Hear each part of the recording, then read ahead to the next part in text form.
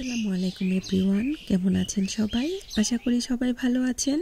Simple cooking by আশাতে সবাইকে স্বাগত জানাচ্ছি। আজকে আমি আপনাদের মাঝে শেয়ার করব খেজুরের গুড়ের দুধ পায়েস রেসিপি।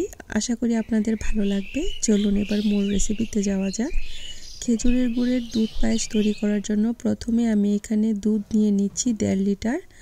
আমি এখানে ডানু ফুল ক্রিম লিকুইড দুধ ওটা আমি ব্যবহার করি। চাইলে যে কোনো লিকুইড দুধ দিয়ে কিন্তু এই পায়েসটা তৈরি করে নিতে পারেন। 1 লিটার নিয়েছি ডানু লিকুইড দুধ আর 1/2 লিটার নিয়েছি গরুর দুধ। আমি দুইটা দুধ মিশ্রণে এই পায়েসটা তৈরি করব।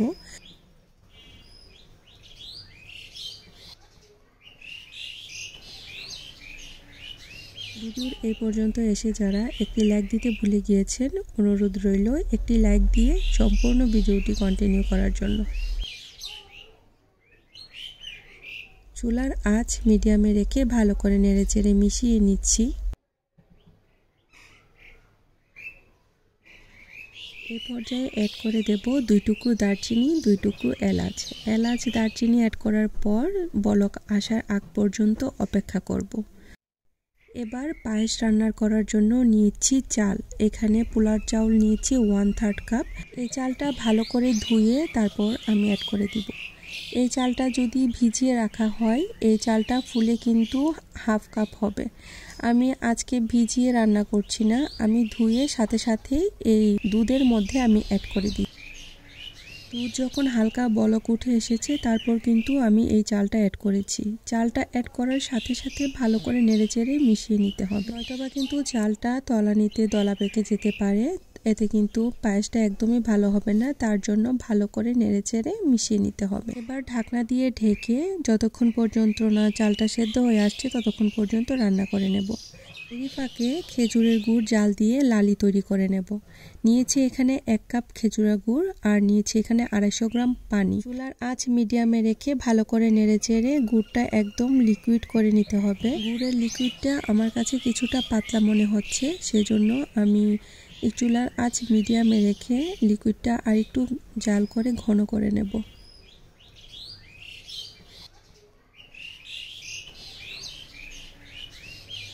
আমার লিকুইডটা কিন্তু ঘন হয়ে গিয়েছে। এবার চুলা থেকে নামিয়ে আমি রুম টেম্পারে রেখে দেব। আমি অপর সাইডে চালটা চেক করে দেখছি যে পারফেক্টলি সেদ্ধ হয়েছে কিনা।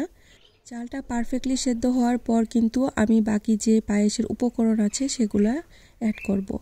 চালটা আমি চাপ দিয়ে দেখলাম যে পারফেক্টলি সেদ্ধ হয়েছে।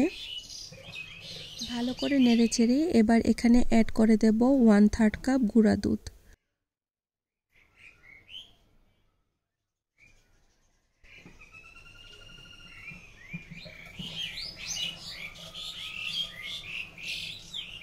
চালগুলো একটু ভালো করে ঘুটে দিতে হবে যেন চালগুলো আধা ভাঙা হয়ে যায়। ভালো করে ঘুটে নেবার পর এবার এখানে 1/4 কাপ নারকেল কুড়া অ্যাড করে দিচ্ছি। অ্যাড করার পর আবারও আমি ভালো করে ঘুটে নিচ্ছি।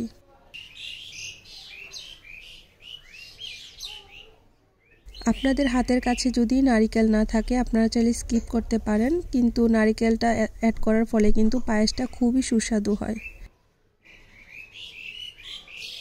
অনেকেই আছে দুধের মধ্যে যখন খেজুরের গুড়টা ব্যবহার করা হয় তখন কিন্তু একদম দুধটা ছানা হয়ে যায়, কেটে যায়।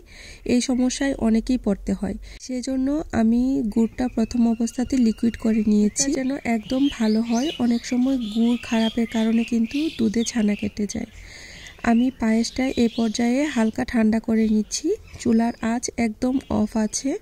তারপর আমি এই দুধটা যখন হালকা গরম থাকবে তখন আমি এখানে খেজুরের গুড়টা ব্যবহার করব। খেজুরের গুড়টাও কিন্তু একদম হালকা গরম আছে, পায়েসটাও হালকা গরম আছে। তারপর আমি হালকা হাতে খুব সুন্দর করে আস্তে আস্তে করে নেড়েচেড়ে খেজুরের গুড় আর দুধ মিশিয়ে নেব। আপনারা এই টিপসগুলো ফলো করে আপনারা পায়েস রান্না করতে পারেন, বা যে কোনো দুধ পুলি পিঠা বা যে কোনো ধরনের পিঠার মধ্যে এভাবে আপনারা খেজুরের গুড় ব্যবহার করে কিন্তু সুন্দরভাবে রেসিপি তৈরি করে নিতে পারেন। আমি যে টিপসগুলো শেয়ার করেছি আপনারা এই টিপসগুলো ফলো করে কিন্তু পায়েসটা রান্না করে দেখতে পারেন। আশা করি আপনারা কখনোই নিরাশা হবেন না। এই পর্যায়ে অ্যাড করে দিচ্ছি কিছুটা কাজু বাদাম কুচি, কিছুটা কিশমিশ। অ্যাড করার পর ভালো করে আবারও নেড়েচেড়ে মিশিয়ে নিচ্ছি। এই পর্যায়ে কিন্তু চুলার আঁচ এখনও বন্ধ আছে। ভালো করে মিশিয়ে নেবার পর চুলার আঁচ মিডিয়াম টু লোতে রেখে আমি 3-4 মিনিটের মতো হালকাভাবে পায়েসটা রান্না করে নেব। এর বেশি রান্না করতে যাবেন না, বেশি রান্না করলে কিন্তু দুধে কিন্তু ছানা কেটে দিতে পারে। চারদিক থেকে যখন কিছুটা বলক উঠে আসবে তখন আমি চুলা থেকে নামিয়ে পরিবেশন করব। এবার পরিবেশনের পালা। তৈরি হয়ে গেল মজাদার খেজুরের গুড়ের পায়েস। আশা করি আপনাদের ভালো লেগেছে। খুবই সিম্পলভাবে দেখানোর চেষ্টা করেছি। এবার কিছুটা গার্নিশিং করে নিচ্ছি। উপরে কিছুটা কাজু বাদাম কুচি অ্যাড করে দিব, কিছুটা নারকেল কুচি অ্যাড করে দিব, কিছুটা গুঁড়া দুধ অ্যাড করে দিব। আপনারা চাইলে এগুলো স্কিপ করতে পারেন, তবে এভাবে অ্যাড করে খেতে কিন্তু এই পায়েসটা খুবই সুস্বাদু লাগে। আমার এই সিম্পল রান্নাগুলো যদি আপনাদের কাছে ভালো লেগে থাকে প্লিজ লাইক শেয়ার কমেন্টস করবেন। আর যারা আমার চ্যানেলটি এখনও সাবস্ক্রাইব করেননি প্লিজ সবাই সাবস্ক্রাইব করে আমার সাথেই থেকে যাবেন।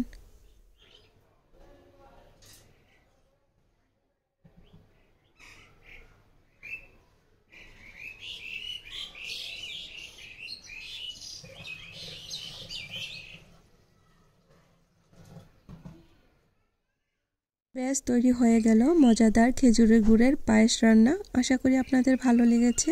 খুবই সিম্পলভাবে দেখানোর চেষ্টা করেছি। আজকে এই পর্যন্ত। পরবর্তী নতুন আরেকটি রেসিপির সাথে দেখা হবে ইনশাআল্লাহ। সবাই অনেক বেশি ভালো থাকবেন। আল্লাহ হাফেজ।